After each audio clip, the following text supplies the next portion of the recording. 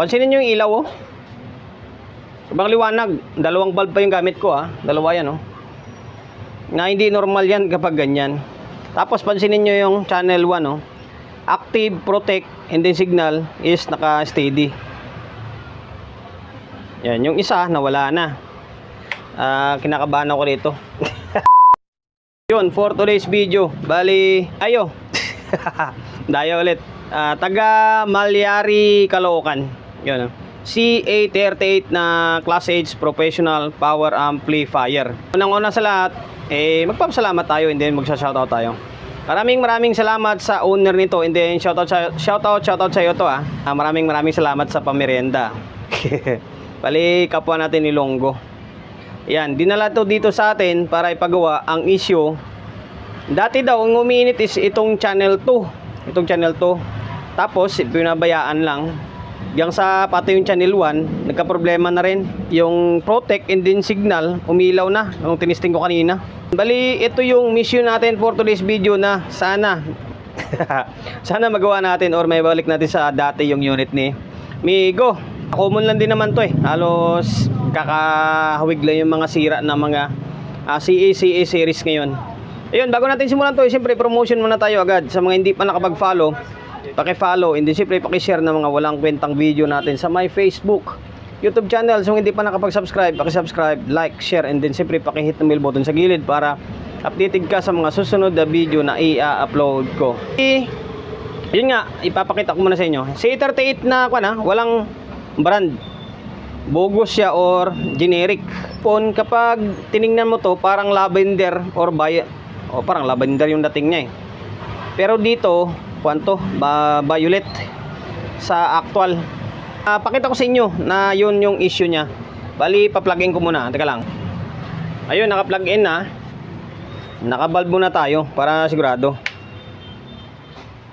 Pansinin nyo yung ilaw, oh. Ibang liwanag. Dalawang bulb pa yung gamit ko, ah. Dalawa yan, oh. Na hindi normal yan kapag ganyan. Tapos pansinin nyo yung channel 1, oh. Active, protect, and then signal is naka-steady. Yan, yung isa nawala na. Nakabahan ako dito. Kasi SMD pa naman ito. Pag ganyan mga cause, yung umiinit-init, kadalasan dyan mataas yung bias. Ito, umiinit itong channel 2. Dito naman, ang issue is umiilaw na. Ngayon magsukat tayo para may pakita sa inyo. Pero sa mga nanonood na ng vlog natin lagi is kabisado na nila yung proseso ng paggawa ko rito. Okay, ulit para lang may pakita sa inyo na ganun nga yung mataas yung bias nito. Ayun, ito. Tingnan mo, alos na sa 0.7 na siya, oh. 0.6, 0.7 na hindi normal yan. Sa kabila, tingnan natin kung may bias pa doon dito. Baka wala na to. Wala na nga, oh. Wala nang bias dito. Malamang may tinamaan na dyan. Okay, patayin muna natin. Unang step or unang move na gagawin natin dito, focus muna tayo sa may channel 2. Bali, papatinuin muna natin yung channel 2 kasi ito, hindi lang ito gawin. Kadalasan lang naman yung trimmer na yan, oh. Yan lang yung unang gagawin natin. Kapag naging normal na ito, saka tayo lilipat dito para meron tayong mapagayaan kung sakali. Kasi pag ganyang issue na wala na siyang bias, tapos pati signal umiilaw, drive niyan, sigurado yan. Sa main amplifier niyan, may problema yan. Lalo yung mga SMD siya. Ayun, stay tuned lang muna kayo. Bali, babaklasin ko muna itong channel 2. I-fix bias ko muna yan. Tanggalin ko muna yung trimmer. Tapos i-fix bias natin para tumino. Baklas ko na yung channel 2. Trimmer 332. Agad natin ng 2.5. Halos lagi ako gumagawa ng mga itong unit pero hindi ko natatandaan kung ano mga pinag-fix bias ko, eh. Maganda nga ganyan, eh. Para challenge, di ba? Sa kung ililista mo yan, diretsong salpak agad, parang walang thrill. Ayun, baklasin ko muna ito. Tapos i-fix na natin. Sabihin na naman ninyo na bakit i-fix na pwede naman palitan ng ganyang klaseng trimmer. Hindi ko gagawin yan. Dati, ginagawa ko yan. Pero, ngayon, hindi ko na gagawin ulit. Kasi kahit palitan mo ng ganyang klaseng trimmer yan, yung mga nabibili mo sa Quiapo ngayon, hindi pa rin tatagal yan. Kasi maganyang kasing trimmer ngayon, yung mga bagong labas ngayon, di tumatagal. Tapos sasabihin ulit ng mga master dyan na pwede namang pihitin lang yan Hindi ko ulit gagawin yung pihit-pihit. Pag pinihit mo yan, mga ilang buwan lang, babalik yan. Ang pinakamagandang gawin dyan is ipipix mo yan. Pwera lang kung mayroong mag-sponsor sa atin ng original na trimmer, gawin natin. Babalik natin sa trimmer. Pero kung gagawin itong klaseng trimmer lang ulit ilalagay, wag na. Mag-fix bias na lang tayo. Nabaklas ko na yung trimmer. Yung ulit ko ang value nito is 332 or 3.3. Yan, 332. Yan, naka-indicate naman sa loob 332. Ngayon, ang nilagay ko na value rito ay wala akong rectang 2.5. Ang nilagay ko is 1.5 and then 1K. O yan. So ngayon, babalik ko lang muna. Sukatan, tingnan natin kung ano magiging sukat ng bias nito. Tingnan natin kung ano lalabas sa may tawas. Ito sa iba. Ayan 0.3 talaga siya Okay na to. Ayan, okay na. Ayan, babalik ko lang muna ito. Muna natin. Naging normal yung ilaw Wala na siyang ilaw. Babalik ko lang muna itong board. Tapos proceed tayo sa may channel 1. Diyan medyo magsusuyod tayo ng problema diyan kasi SMD yan. Ngayon, stay tuned muna kayo. Babalik ko muna itong board. Tapos proceed na ako sa isa. Baklas ko na yung channel 2. And then upon checking, bad news. Bad news. Hindi tayo rerekta dito. Dito muna tayo. Yan busted yung fuse dito. Sibak yung fuse. Kapag nasibak yan, kadalasan merong nasisira na MOSFET. Either dito or dito. Or may mga nasira na output. Pero dito muna tayo sa may stepper nya. Na-check ko na itong dalawa. Na-check ko na ito. Buo itong dalawa. Ito shorted. Itong isa na to. Teka lang pakita ko sa inyo. Ito dito Yan, short Ito tester natin Yan, shorted. Dito, short shorted. Itong isa ito, buo pa to. Ito buo pa ito. Ito, buo. Dali yung isa. Baka siguro nasobrahan sa init to. Pinilit na panda rin. Sira ito. Baklasin ko muna ito. May nahanap ako ng pamalit. Tapos saka natin i-check or isusubok na kung ano yung magiging kalabasan niya kapag napalitan na ito. Sana ito lang yung issue para makapag-proceed tayo sa may bias dito. So kaya stay tuned lang muna kayo. Sana ito lang yung problema. Binaklas ko na yung MOSFET. Ito, pinalit natin second hand. Bunot lang. Galing ito sa crown na original, yung amplifier ko dati na basta yung crown ko na 850 ata yun. Ito yung MOSFET na to. Ilagay natin yung paa niya kasi putol. Yan, bali ito yung kinabit natin. Tapos napalit na rin tayo ng fuse. Value nito is 20 ampere.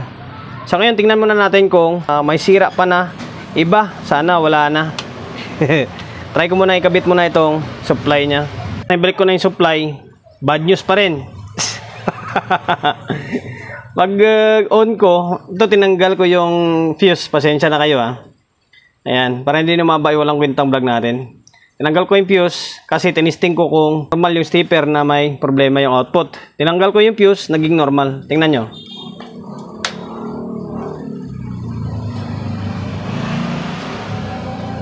Yan, naging normal yung stepper. Pero kapag ibalik ko yung fuse, sigurado iilaw. May problema dito sa may output. Tinamaan nga na yung output. Pambihira na yan Ngayon, stay tuned lang kayo. Susuyurin ko muna ito. Tapos sabihin ko na sa inyo kung yung output na nadali. Nihang ko na lahat ng emitter. Sa pag-check ng transistor, pwede nang mag-check ng paisa-isa. Natatanggalin itong mga bloke. Ayan. Tapos hindi maganda. 4 yung nadali dito. Ito. 4 na magkasunod. Tapos sa kabila, itong isa. Itong may mga X, sira ito. Interest is parang buo naman. Ito talaga sira ito. 1, 2, 3, 4. Apat. Bali, pang-lima yung sa piraso sa likod. Ayun, pakita ko sa inyo. Yung tester natin, ayun, oh. Naka-short. Ngayon, ito tingnan nyo. Ayun, oh, shorted, oh. Ito, short. Ayan, shorted. Dalawa. Tatlo. Apat. Ayan, shorted, apat. And then dito, okay. Ayan, hindi siya short. Dito, shorted. Ito. Ayan, sira din. Ayun, baklasin ko lang muna itong ay mga bloke nito kung buo pa to. Open din yung mga bloke niya pala. Buo.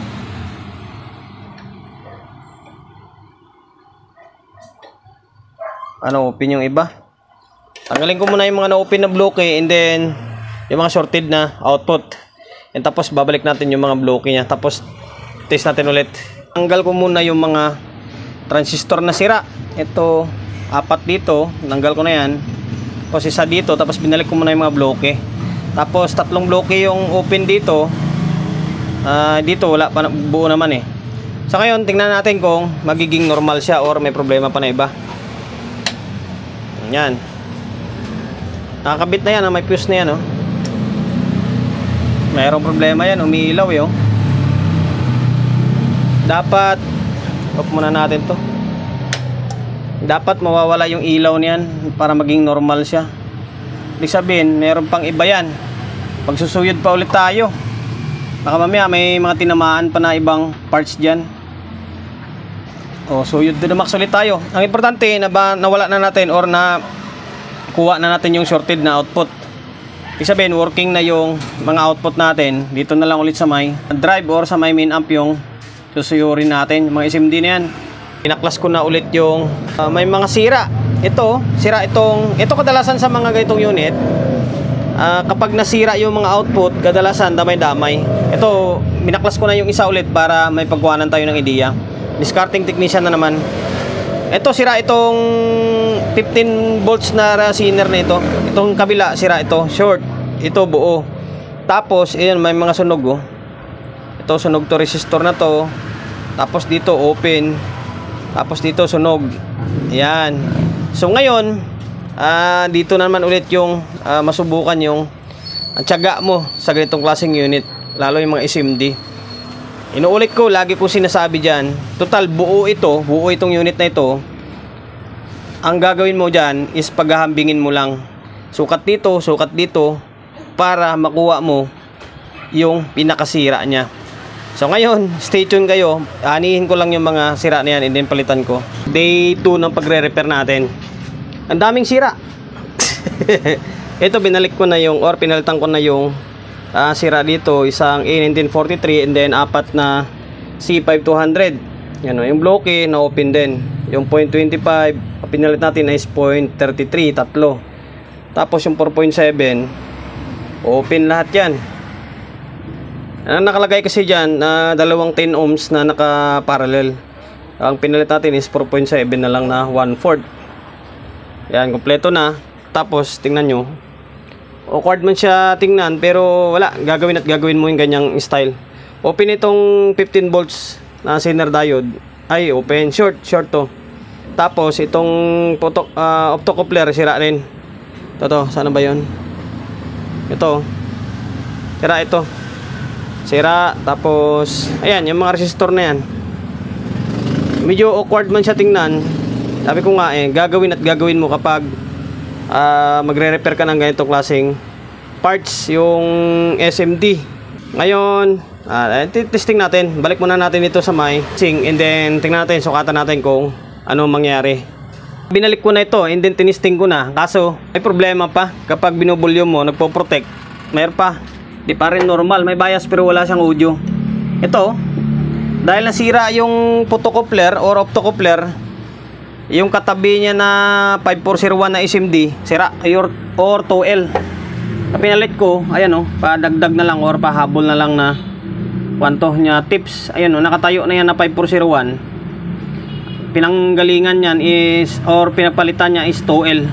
Yung 2L, value niyan is 5401. Yung G1, value niyan is 5551. Yan. Ngayon, okay na. Tingnan nyo kung gaano kadami yung mga nakatayo. Yung pinahirapan tayo, 5:57 na ng gabi ngayon. Isimula tayo kahapon, hapon, halos isang araw. Ayun, ulit. Bali, may nakakabit na itong speaker. Ito, may nakakabit na itong speaker. Yung dalawa, para matapos na yung lang kwentang vlog natin. Okay lang, kasama sa trabaho natin yan.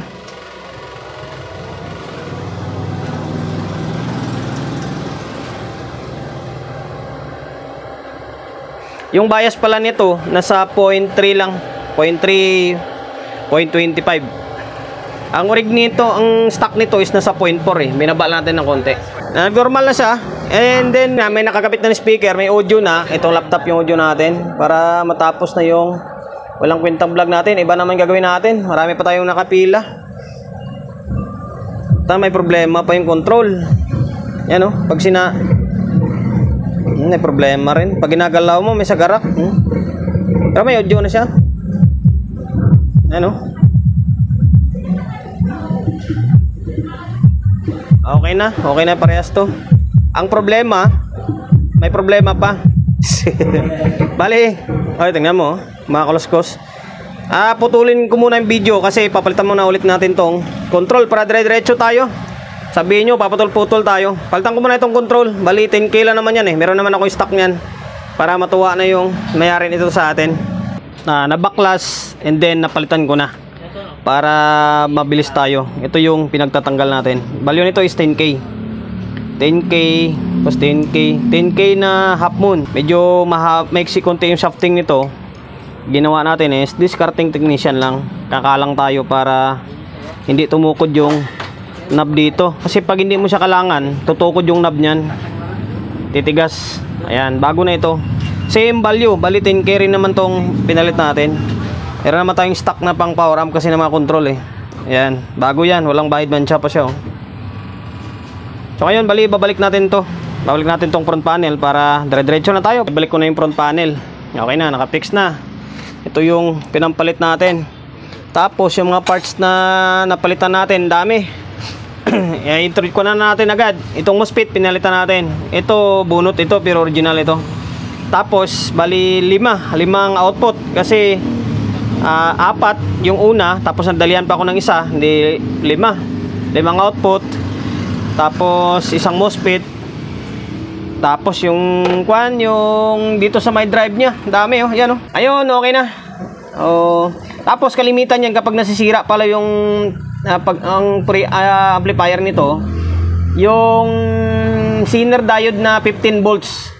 Kadalasan nasisira rin dyan, nasa short or na-open. Bali, naka-fix bias na pala dyan ha, munti ko na makalimutan. Yan, 2.5 din yung nilagay natin. Same dito sa may kabilang channel. Ngayon, ang kulang na lang dito is yung, ito, tali. Maya na lang yan, tatali ko na lang yan pagtapos ng video. Ngayon, oh, play. At teka, ito 20 na natin pala. Ito 20 natin, naka-bulb tayo eh. Ito 20 na. O yan, naka 20 na to ah. Bahala na si Batman. Bahala na si Batman. Okay naman na yan eh. Bago ako mag 20, sinisigurado ko na wala nang problema. Kasi pag 20 yan, pag may problema, usok agad. Ayun, bago na yung control natin. Natin kung may kalaskas pa. Wala na. Mali. Ito, wala pala tayong audio. Okay. Ayan na. Pandar na yung laptop natin. Ayan na. Mas gumanda yung tunog niya nung pinalitan natin ng control. Ayan o.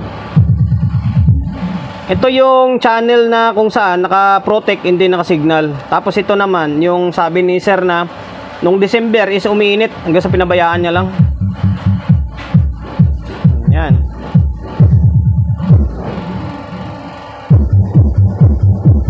Ngayon umaandar, 4. Dalawang baba, dalawang gitna. Yung sa paring JB.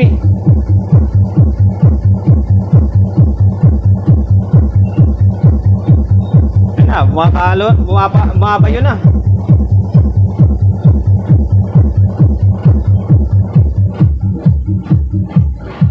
Yan lang, okay na yan.